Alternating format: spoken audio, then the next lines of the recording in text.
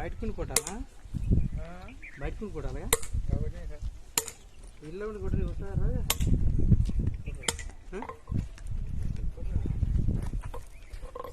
గను పండి ఉందా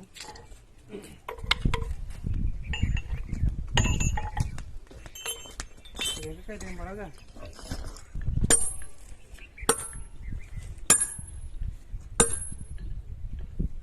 హాయ్ అన్న అందరికి నేను మీ ఓట్స్ ఈదన్నా రాయి కొట్టేవాడినా నా వీడియో చూస్తున్నందుకు థ్యాంక్స్ అన్న జర నా వీడియోకి ఒక లైక్ కొట్టి జర నాకు సపోర్ట్ చేయరనా